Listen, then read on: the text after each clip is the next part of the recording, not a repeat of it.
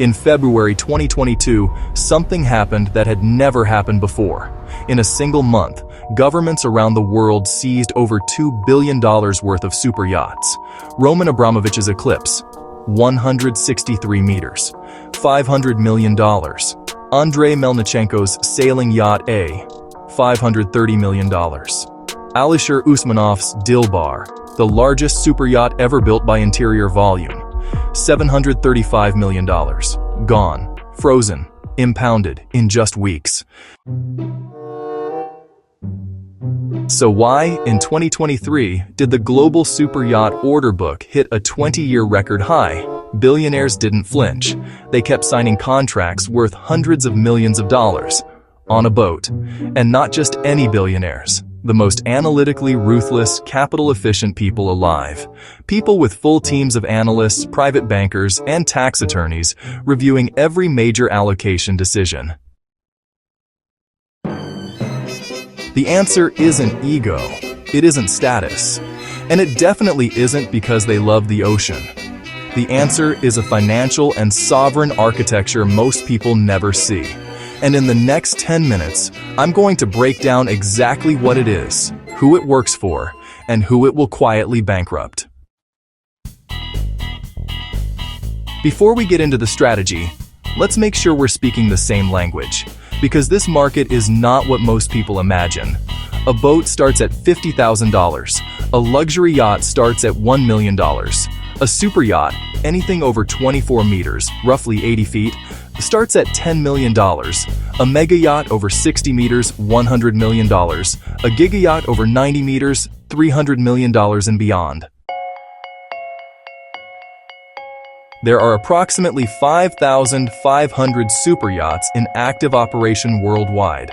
The global market is valued at over $10 billion annually, and the average time from commission to launch at a major shipyard, Lursen, Feedship, Ocean Co., is 3 to 5 years. Let me put 3 to 5 years in perspective.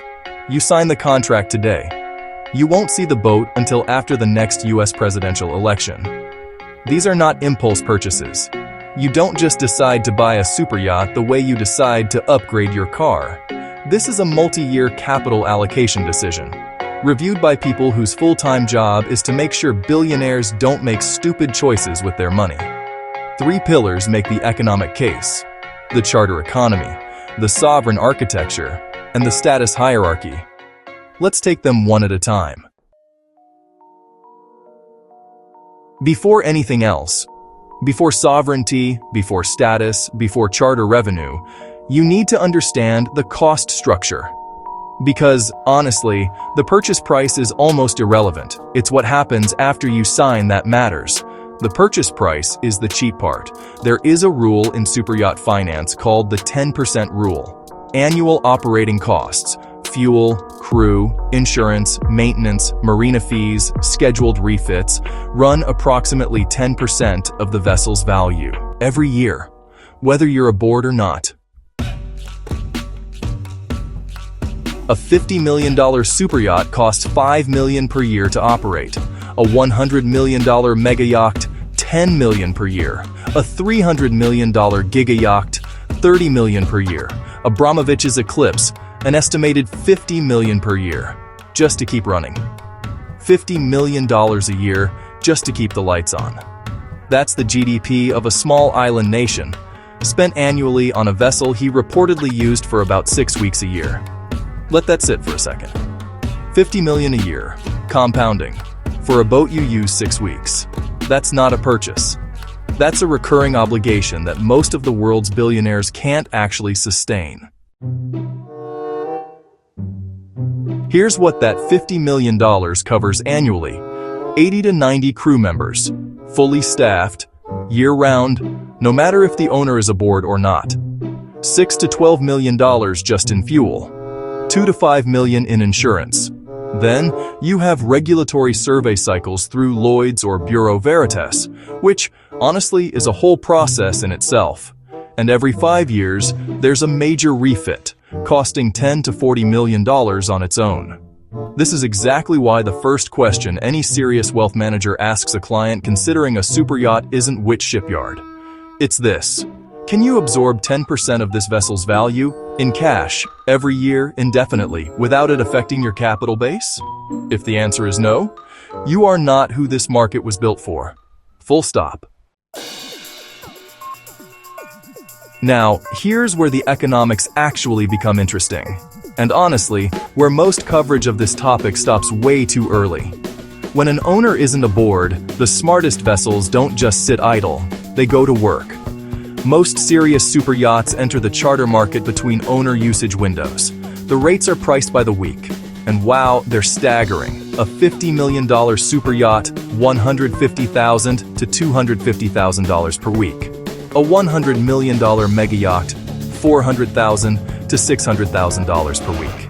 A $300 million giga yacht, $1 million to $2 million per week. The best vessels book 15 to 20 charter weeks per year. Mediterranean season, Caribbean season, Pacific season. Run the numbers. 15 weeks at $1.5 million per week equals $22.5 million in gross charter revenue, offsetting the majority of a $30 million annual operating cost. Think about what that means.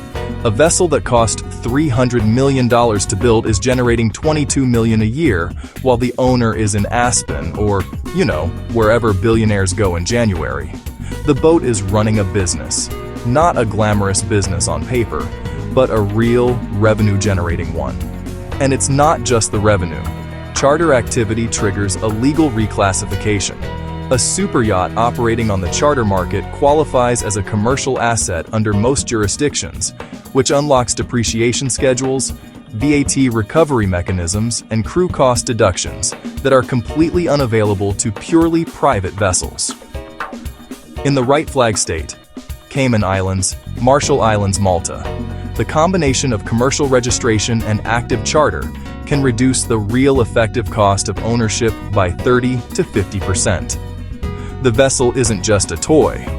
It's a legal structure that happens to float. Charter revenue is real.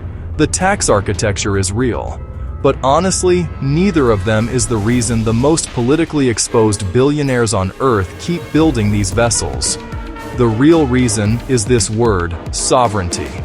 A super yacht flagged in the Cayman Islands, crewed under contracts governed by Marshall Islands law, anchored in international waters off Monaco, is, simultaneously subject to no single government's jurisdiction.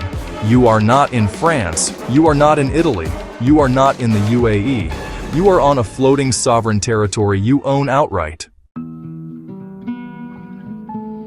For a Russian oligarch navigating sanctions, for a Southeast Asian tycoon managing exposure across competing regulatory environments, for a technology billionaire whose every communication is potential discovery material in ongoing litigation, international waters and flag state sovereignty create a layer of legal insulation that, honestly, no penthouse, no private island, and no corporate structure on land fully replicates. The 2022 seizures actually demonstrated this in reverse. Several major vessels escaped by rapidly transiting to Turkey, the UAE, and the Maldives, jurisdictions that declined to cooperate with EU asset freezes. The vessels that were seized had one thing in common. They were caught in EU or UK territorial waters the moment sanctions landed. Here's the part nobody says out loud. The 2022 seizures weren't a warning to stop buying super yachts. They were a masterclass in flag state selection and geographic positioning. The lesson wasn't don't own one. The lesson was know where your boat is when the news breaks. And beyond geopolitics, pure privacy.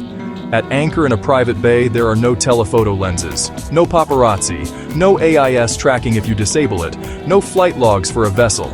You cannot buy a $200 million penthouse in Manhattan and disappear. But you can point a super yacht into the Aegean and basically, effectively cease to exist. The super yacht market operates on a hierarchy as precise and readable as any other billionaire signal. And honestly, every participant understands exactly what each tier communicates. Entry tier, $10 million to $30 million. Vessels in the 25 to 45 meter range. Functional, private, capable of Mediterranean or Caribbean season. First-generation tech founders, senior investment bankers, successful mid-tier entrepreneurs. Mid-tier, $30 million to $100 million. 45 to 65-meter vessels. Full crew complement, helicopter capability on larger builds. Multiple guest staterooms. Hedge fund managers, real estate billionaires, sovereign wealth fund executives. Ultra-tier, $100 million to $300 million. 65 to 90 meters. Full expedition capability. Submarine deployment on select vessels. Medical suites. Staff of 50 or more. Global top 500. Tech co-founders, energy billionaires, old European money. Gigayacht tier, $300 million to $600 million and up. 90 meters and above. Saudi royal family. Heads of state. Jeff Bezos' Koru, a $500 million custom sailing superyacht from Oceanco, sits at the top of this tier among active builds. And at the all-time apex, we have the Azam, 180 meters, commissioned for UAE President Sheikh Khalifa, estimated at $600 million, anti-missile defense systems, a submarine, a concert hall. At a certain point, honestly, the word yacht becomes genuinely inappropriate. Sheikh Khalifa didn't build a yacht. He built a mobile state. That just happens to have a concert hall. The distinction between a rich person's boat and a floating sovereign facility with its own defensive capabilities is not a matter of degree. It's a matter of category. So, let's be precise about who this actually makes sense for. And, who it quietly destroys. It makes rational sense if your liquid net worth exceeds $500 million and the annual 10% carry doesn't move your portfolio. If you have ongoing legal or regulatory exposure across multiple jurisdictions where sovereign positioning has real financial value. If you have the infrastructure to structure the vessel as a commercial charter business. And if you have legitimate reasons to value the privacy of international waters at a premium. It will quietly ruin you if your net worth is below $200 million. The 10% rule doesn't care how successful you feel. It compounds every year against a depreciating asset that requires constant, active management. I've spoken with wealth managers who've watched clients worth $150 million fall in love with a superyacht. And within 8 years, the vessel had consumed more capital than a comparable stake in a diversified index would have generated. The boat didn't just cost money, it crowded out the investments that would have made the money. The yacht is not a vacation tool. It is a financial and sovereign infrastructure instrument that occasionally gets used as a vacation. The ultra-tier owners, the people for whom this truly works, are aboard their vessels for an average of 6 to 8 weeks per year. They are not yacht people. They are people for whom a super yacht is the most efficient solution to a specific set of capital, legal, and privacy problems. For everyone else, the charter market exists, and for $1.5 million a week, you can borrow $300 million worth of infrastructure, crew, fuel, captain included, and give it back when you're done.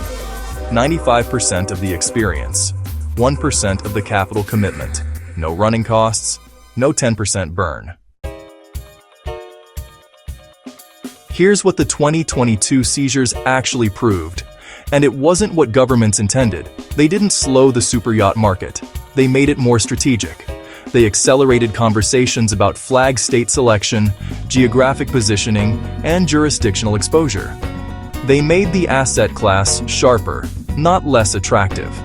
Because at the level of wealth where a $300 million purchase is a portfolio allocation decision and not a lifestyle choice, a superyacht represents something no penthouse, no private island, and no offshore bank account can replicate.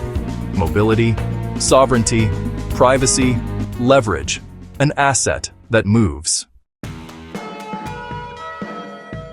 The superyacht is for you if you can absorb 10% annually if international waters solves a real problem in your life, and if you have the structure to run it as a charter business. The superyacht is not for you if you're optimizing for cost. If your wealth is passive, or if you'd spend fewer than 30 days a year aboard. For everyone else, charter exists. $1.5 million a week. Borrow the infrastructure. Give it back when you're done. That's the economic reality of superyacht ownership. No mythology, just the architecture.